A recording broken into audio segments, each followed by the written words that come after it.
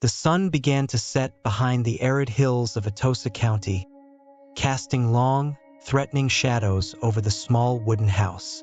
Inside, the air was heavy, laden with an oppressive silence that seemed to stifle the breath of anyone who dared enter. In the center of the room, on an improvised pallet of torn blankets, lay the frail body of 12-year-old Miranda Sips. Her eyes, once bright with the vitality of a cheerleader from Jordan and junior high, were now dull, with only occasional fluttering of her eyelids hinting that there was still life within. The surroundings were somber.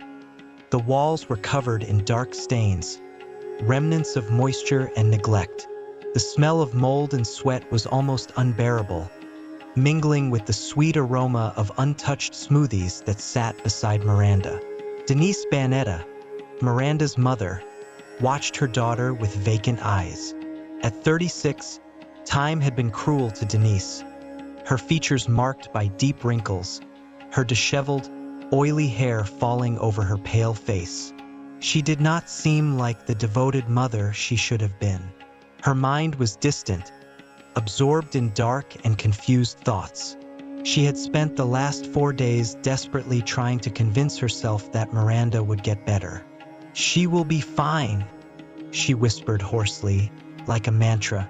Beside her, Gerald Gonzalez, Miranda's stepfather, stood still, eyes fixed on the floor. He knew they were wrong, that they should have called for help long before, but the fear of what others might think, of what they might discover, paralyzed him. His hands trembled slightly as he looked at the daughter who was never truly his but who now bore the weight of his worst fears. Night fell over Atosa County, wrapped in a shroud of darkness and despair. The clock on the wall ticked away the hours with an irritating tick-tock, each passing second a step closer to the inevitable. Miranda began to moan softly, her irregular breathing echoing through the room. Denise knelt beside her daughter, holding her cold, trembling hand. "Everything will be okay, my love," she said, though her words lacked any certainty. Gerald took a step back, unable to bear the sight of the suffering he had helped inflict. He left the room, leaving Denise alone with her demons. The bedroom, where Miranda should have been safely sleeping, was now a scene of horror. The dim light filtering through the dirty window revealed Denise's glazed eyes, losing focus with each passing minute. The feeling of helplessness was overwhelming, as if an invisible hand was squeezing her heart, preventing her from breathing. She knew she should have done something, that time was running out, but the guilt, heavy as lead, kept her trapped, unable to act. And so, the night deepened, swallowing the small house and everything within it. As the minutes turned into hours, Miranda's fate drew inexorably closer. The pain she felt, silent and invisible, was a shadow that grew with each weak beat of her heart. Denise, trapped in a nightmare from which she could not awaken, finally made a decision. She grabbed the phone, her hands trembling, and dialed the emergency numbers. But it was too late. When the paramedics finally arrived, the house was shrouded in a sepulchral silence. Miranda's body was motionless, unresponsive. Death had already crossed the threshold, leaving only a trail of despair and regret. Welcome to Spooky Stories. I'm Milo, your guide through the chilling and the unknown. Here, we dive into terrifying tales that will keep you on the edge of your seat. Join our community of thrill seekers, and let's explore the darkness together. If you're curious about how I keep my concentration, efficiency, performance, and mental health at their peak every day, I'm going to share with you 2 resources that I use daily in my video creation routine. First, breathing for sleep.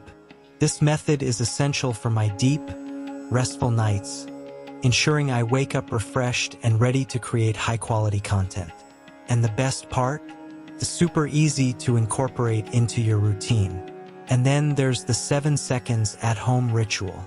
This ritual is backed by 4 neuroscience studies and helps to supercharge my brain power, keeping my focus sharp throughout the entire day. Want to try these resources and feel the difference in your routine? The links are right here in the video description and pinned in the comments. Don't miss this chance to elevate your productivity and mental well-being. The sound of sirens cut through the oppressive silence of the night, announcing the arrival of the paramedics. Red and blue lights flashed incessantly, reflecting off the dusty windows of the small house, as if the darkness itself were screaming for help. Denise, still holding the phone, stood frozen at the entrance to the room, watching with glazed eyes as the professionals swarmed into her home. Their movements were quick and precise, but the air was charged with a palpable tension, almost as if they knew they were fighting against the inevitable. Gerald reappeared, his expression a mix of fear and resignation. He leaned against the kitchen wall, far from the chaos in the living room, watching the scene with cold eyes. Unlike Denise, who seemed on the verge of collapse, Gerald maintained a rigid control over his emotions, a facade he had perfected over the years. But inside, his heart beat erratically, as if trying to escape the burden that was about to crush him. The paramedics leaned over Miranda's body, their movements synchronized in a desperate effort to bring her back. "No pulse," one of them muttered as he applied chest compressions to the girl. Another prepared the defibrillator, his hands moving with the precision of someone accustomed to fighting against death. Denise watched everything, unable to process what was happening. The words echoed in her mind, devoid of meaning. No pulse. It was as if the world around her was disintegrating, piece by piece, leaving her adrift in a sea of despair. Meanwhile, Gerald tried to remain calm, but the weight of guilt was unbearable. He knew that regardless of what happened next, their lives would never be the same. The secrets they had tried to hide, the lies they told, were about to be revealed, and he didn't know if he had the strength to face the consequences. Memories of past events flooded his mind, each one more disturbing than the last. He remembered when he first met Denise, a broken woman trying to piece together the shards of a life that was already in ruins. And he, a man who never knew how to love, found in her a way to hide his own failures. The high-pitched buzz of the defibrillator brought Gerald back to reality. He watched as the paramedics tried to revive Miranda, his hands trembling slightly as they pressed the electrodes against the girl's chest. 1, 2, 3 attempts, but Miranda's body remained inert, like a puppet whose strings had been cut. The silence that followed was deafening, broken only by the heavy sigh of one of the paramedics. "Time of death, 10:47 p.m., he announced, turning off the device with a look of resignation. Denise collapsed to the floor, the phone slipping from her hand as anguished sobs escaped her lips. She had lost everything, and now reality was beginning to set in. Miranda was dead, and nothing she did could change that. The paramedics began packing up their equipment, their expressions somber as they exchanged knowing glances. They knew something was wrong in that house, that Miranda's death was not just a tragic accident but something far more sinister. Gerald remained motionless, his eyes fixed on the lifeless body of the girl. He knew that from that moment on, they would be under scrutiny, that their lives would be dissected and analyzed until all their secrets were exposed. He wondered if he would be able to bear the weight of the truth if he could face the consequences of his actions. But one thing was certain. Miranda's death was only the beginning of a nightmare that was about to consume them all. The next day, Miranda's house was surrounded by yellow tape, cordoning off the scene as if it were an abandoned battlefield. The few neighbors who dared to peek through their windows quickly retreated inside, whispering to each other about what might have happened. The tranquility of Atosa County had been irreparably shattered, and the small rural community, accustomed to quiet days and silent nights, was now immersed in a heavy atmosphere of fear and morbid curiosity. Inside the house, the monotonous sound of the clock on the wall was the only thing that broke the silence. Denise sat at the kitchen table, her eyes fixed on an indistinct point on the wall in front of her. She hadn't slept. In fact, she hadn't closed her eyes for a second since the paramedics declared Miranda's death. Her body was exhausted, but her mind was in a state of hypervigilance, unable to shut off the whirlwind of thoughts swirling in her head. Gerald, on the other hand, had spent the night drinking. Now he was leaning against the kitchen sink, a half-empty bottle of whiskey in his hand. His bloodshot eyes were red with anger and despair. He knew there was no easy way out of this situation. The police had already started asking questions, and it was only a matter of time before all their lies came to light. He glanced sideways at Denise, who seemed lost in her own world, and wondered if she would be strong enough to endure what was coming. Early in the morning, 2 investigators from the Atosa County Police arrived at the house. They were experienced men with hard looks and controlled gestures, used to dealing with the worst that human nature had to offer. As they entered the living room, they were greeted by the acrid smell of despair and the desolate sight of Denise and Gerald, each adrift in their own personal abyss. The team leader, Detective Ramirez, introduced himself, but his voice was merely a formality. He had already formed his first impressions, and nothing in the environment made him believe this would be a simple investigation. "We need to ask you some questions," Ramirez said, looking from Gerald to Denise, assessing their reactions. Denise barely reacted, her voice a hoarse whisper when she finally responded. "Sure. Whatever you want to know." Gerald remained silent, his gaze fixed on the whiskey bottle in his hands. Ramirez noticed the tension between them, as if an invisible wall separated them, and knew that this dynamic would be crucial to uncovering the truth.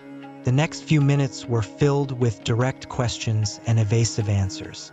Ramirez observed every detail: the hesitations, the nervous glances, the prolonged pauses before each answer. Denise, seemingly disconnected from reality, offered mechanical, almost emotionless responses. But it was Gerald who began to show signs of cracking. Every time Miranda's name was mentioned, he tightened his grip on the bottle in his hands until his fingers turned white. Ramirez noticed and decided to press him further. "Gerald, you knew Miranda was injured. Why didn't you call for help?" The question hung in the air, heavy and threatening. Gerald looked away, his lips curling into a thin line. "We thought we could take care of her. We didn't want people to know." Ramirez took a step forward, his tone becoming firmer. "And now she's dead, and you think no one will know?" The words cut through like a knife, and Gerald knew he was cornered. He could feel his facade crumbling, the imminent collapse of all the lies he had built. Denise, sensing Gerald's silence, raised her tired eyes to the detective. "It was an accident," she said, her voice trembling. "We didn't want her to die. We just wanted everything to be okay again." Ramirez looked at her for a long moment, his eyes filled with a mixture of compassion and disdain.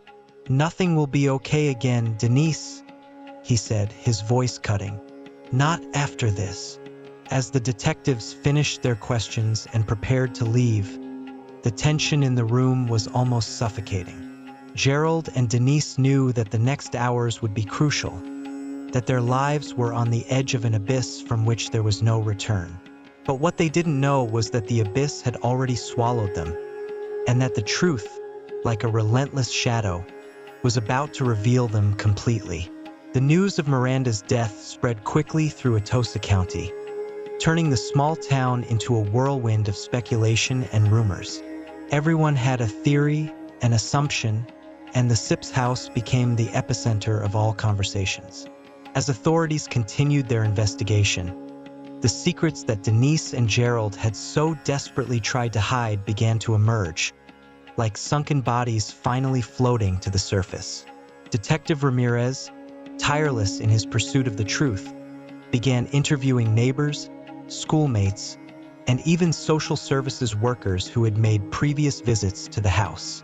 Each new conversation added a piece to the dark puzzle he was assembling. A pattern began to form, a story of neglect that unfolded long before the tragic event that took Miranda's life. The young girl had become the center of a chaotic universe where indifference and fear dictated the rules. Among the documents collected by the police were records of previous emergency calls and reports from social workers' visits, each painting a more disturbing picture than the last. In one of these visits, a social worker had noted bruises on Miranda's body, but no action had been taken. It was a failure that now seemed unforgivable.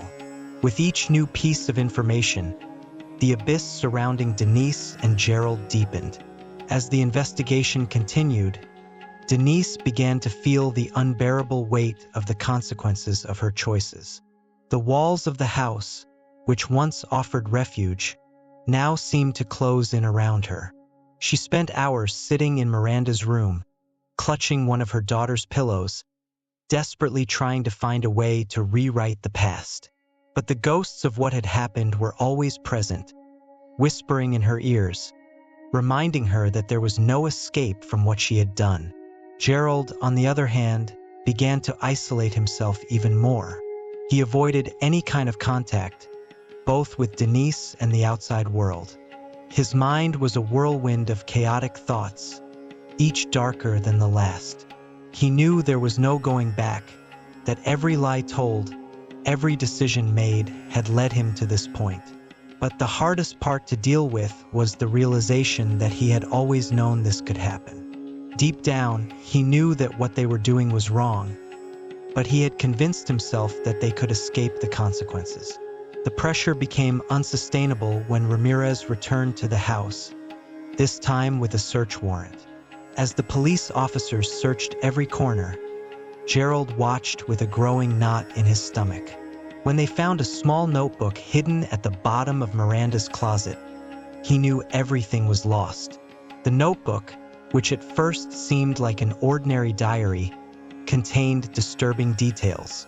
In it, Miranda had written about the constant fear she felt, about the violent arguments between Denise and Gerald, and about the day she had fallen and severely injured her arm but was forced to lie to her teachers about how it happened. Ramirez flipped through the notebook, his expression growing darker with each page turned. He found one particularly revealing entry, written in a trembling hand, detailing the day Miranda lost consciousness. She described how she begged for help, how she cried until her tears ran dry, but no one came. The words on the page were a silent cry of despair, undeniable proof that the house had been a hell disguised as a home. The discovery of the notebook was the final blow.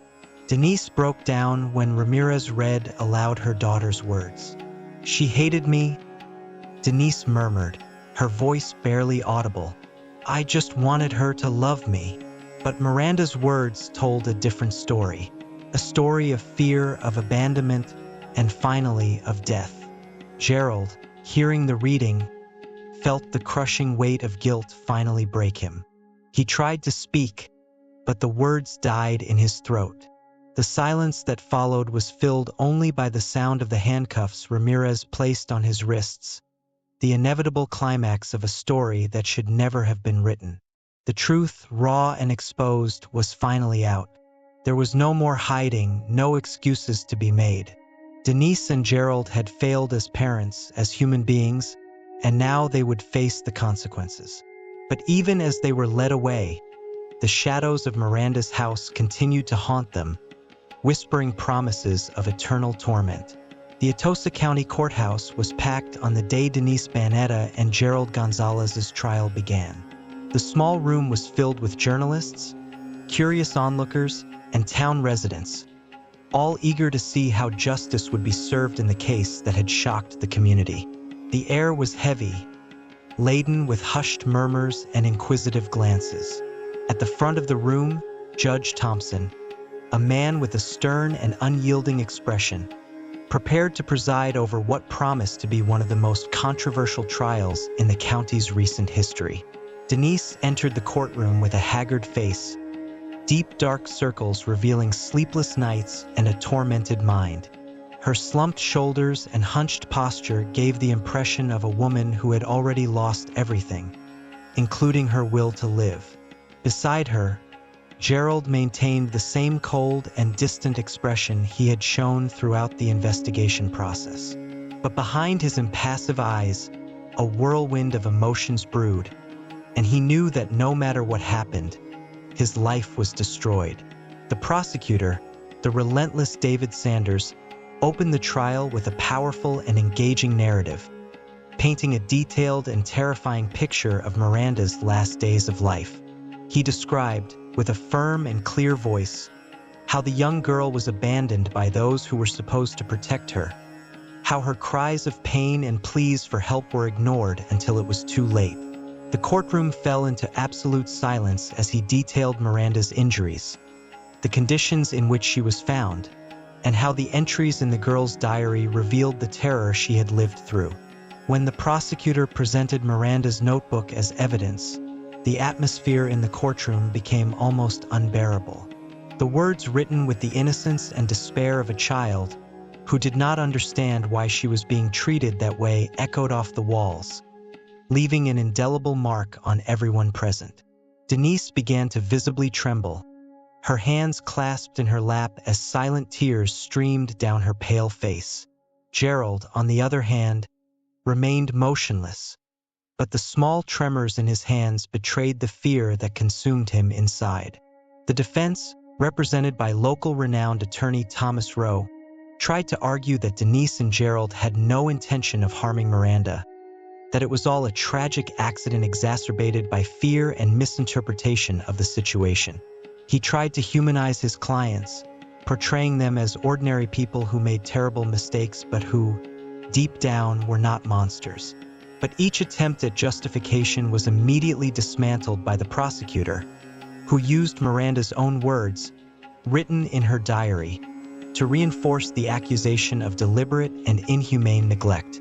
The climax of the trial was the testimony of a medical examiner, who described in cold, precise medical detail the extent of Miranda's injuries, making it clear that if she had received proper medical care in a timely manner, her life could have been saved. The room fell silent as he explained how the hours of agony Miranda suffered before her death were unnecessary and cruel. The disturbing details made even the most hardened spectators feel a tightening in their chests. In the days that followed, the defense tried in vain to turn the tide in favor of Denise and Gerald. Character witnesses were brought in, stories of their personal struggles were told, but nothing seemed capable of shaking the conviction that both had failed irreparably in their role as caregivers. With each new testimony, guilt seemed to solidify even more, and the expression on Denise's face became increasingly desolate. Finally, after long days of testimonies, interrogations, and evidence displays, it was time for the final arguments. The prosecutor, with a voice full of gravity, addressed the jury, asking them to do justice for Miranda, not to let her death be in vain. He asked that Denise and Gerald be held accountable for the suffering they inflicted on a defenseless child whose last written words reflected the fear and pain of someone who knew she was being abandoned by those she trusted most. Thomas Rowe, on the other hand, pleaded for compassion, asking the jury to consider the circumstances and mental state of his clients, who, according to him, were trapped in a cycle of fear and despair. But at the end of his words, the silence in the room indicated that the verdict was already practically decided. When the jury finally retired to deliberate, Denise and Gerald were led back to their cells, where they would await sentencing. The courtroom, once filled with murmurs and tensions, fell into an uneasy silence as everyone awaited the outcome of a tragedy that had already left deep scars on the entire community. The sentence, which would be announced soon, promised to close a dark chapter in the life of Atosa County, But the consequences of what had happened in that small house would continue to haunt all those involved for a long time. The minutes seemed to drag on as the courtroom awaited the jury's return. Denise and Gerald sat in stiff chairs in the waiting room, separated by a small table, their hands cuffed on their laps. The silence between them was thick, laden with an unspoken understanding that whatever happened next, there would be no redemption for either of them. The scars of their actions were too deep, the lies told irreparable. The only sound breaking the silence was the ticking of the clock on the wall, marking the time until the verdict. Finally, the jury returned. The courtroom filled with nervous murmurs as if everyone was holding their breath, waiting for the outcome. Judge Thompson banged his gavel, calling for silence as the jury handed the verdict paper to the clerk. The judge's gaze was impassive, but there was a gravity in his eyes that suggested he already knew what the result would be. He unfolded the paper slowly, reading the words that would seal Denise and Gerald's fate.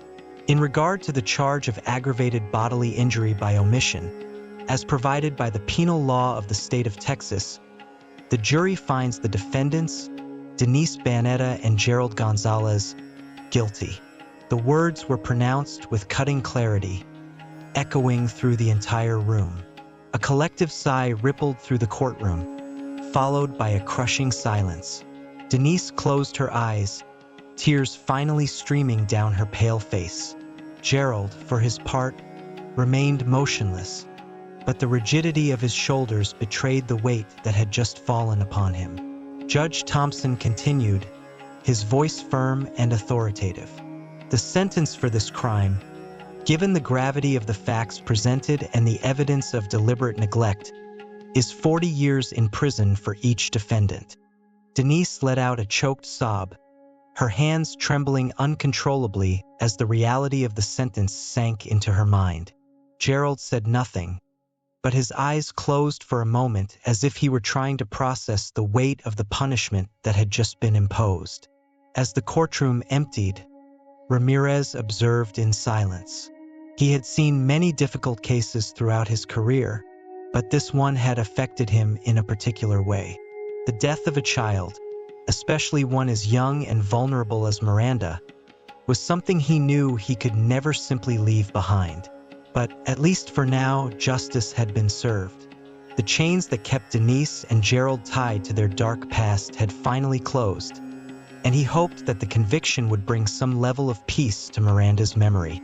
Denise and Gerald were led out of the courtroom in handcuffs as spectators watched them with a mix of curiosity and disdain.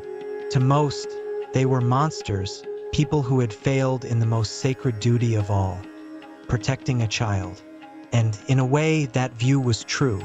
But behind their faces marked by despair, there was more than simple cruelty. There was fear, ignorance, and a tragic failure of character that culminated in a spiral of destruction. As they were taken to the prisons that would now be their homes for the next decades, both tried to deal with the reality of their new future. For Denise, prison would be a place of mental torment, where she would be forced to relive, repeatedly, the choices that led to her daughter's death. For Gerald, it would be a purgatory of silence and guilt, where he would finally face the demons he had always tried to avoid. The sun was setting when the prison gates closed behind Denise and Gerald, sealing them in a fate from which there was no escape. The shadows stretched over the prison yard, as if they were preparing to swallow the lives that were now theirs. And so, as night fell over Atosa County, the memory of Miranda Sips continued to live on, not as the promising young girl she once was, but as a dark symbol of the devastating consequences of fatal neglect. Far away, in the small wooden house where it all began, the wind howled softly through the trees. The house was empty now, a silent relic of a painful past.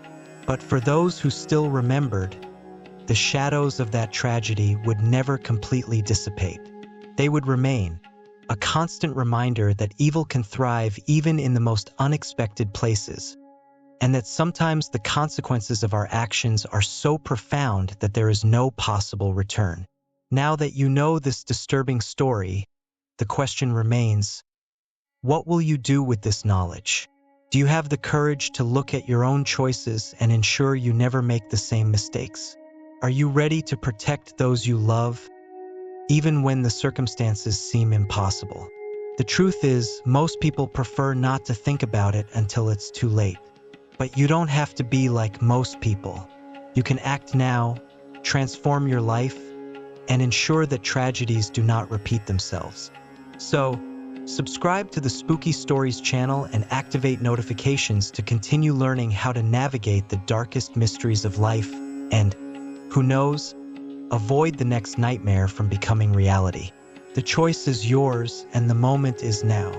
Now that you understand the dark side that can lurk behind the quest for fame and validation on social media, it's time to reflect. Are you prepared to face the consequences of your online actions? Do you really know who is on the other side of the screen? Or are you just being lulled into a false sense of security and control? The truth is, in the digital age, the line between admirer and predator can be thinner than you think. So, how will you protect your privacy and safety moving forward? And more importantly, how will you use this knowledge to navigate the vast online world more consciously and safely? If you want to keep learning about the hidden dangers lurking in the shadows of online life and understand how to protect yourself, subscribe now to the Spooky Stories channel and turn on notifications. That way, you won't miss any new stories and can continue deepening your knowledge on topics that could literally save your life. Let's journey together towards a safer and more informed life. Are you ready for this change?